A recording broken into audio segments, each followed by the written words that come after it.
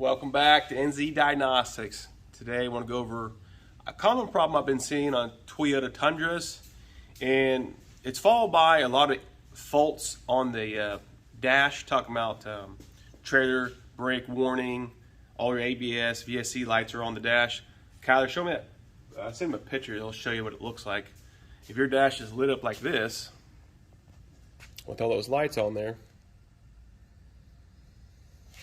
could be this problem. So what's happening, he's getting a fault code intermittently. It's kind of weird. This is a fault once a day. Every time he drives, but once a day, this light comes on the dash with all his warning codes. And the code is for the right rear specific sensor, saying a loss of signal. So I've seen this more than once, and what we got going on is, you can take a look at the tone ring here. It's got a bunch of metal on there, right? It looks like it's chewed up.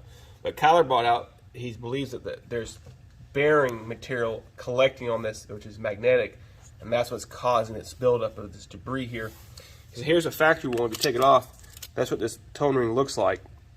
And Kyler says he believes that the bearing is getting tore up in here and collecting here and adding up and building up, and that's why we're getting a bad signal. Because what's crazy is, we looked at the signal, it actually was good most of the time, then sometimes you would lose signal when I drove it. What's weird is you didn't hear any noise. He does have it lifted, big tires, but Kyler, come over here, there is a bunch of noise when we took it out. When we spun it in the air, it really sounded normal, but if you obviously spin it right here, you can hear the noise. So, and you didn't hear any normal wheel bearing noise driving like you would associate with a wheel bearing, not in this case.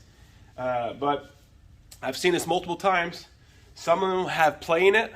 This one had no play whatsoever that we can get it to do with our own muscle. Of course, the truck itself, has more force and torque on it we can't put on it ever. But part number for the bearings right here. And you're going to need, there's some seals. This is the O-ring, which goes on the outside of this flange. This is the seal, which goes right here. This is the clip, which is easy. When you take them off, you can damage it. This is the bearing retainer, which you split to take off.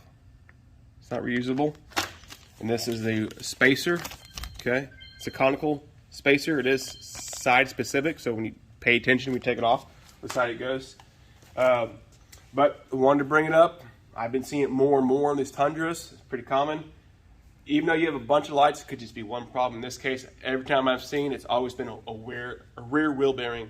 I've seen both sides do it. So obviously change your rear end fluid because it's going to be metal. There's actually quite a bit of metal in the fluid. I don't know if you could pick it up back there, Brian, but there's metal in that fluid. It's hard to see from the camera. Yeah, you can see a little bit. But if you're fighting this problem, you're throwing sensors at it, wiring at it, because it's so intermittent, don't waste your time with there, guys. Look at the wheel bearing. That's where your specific problems are going to be. Maybe get a borescope in there, get a good look at that tone ring, look at it. I bet the other side looks probably bad too. Probably going to be an issue in the future. But like always, guys, remember, if you're going to do it, you do it right. See ya.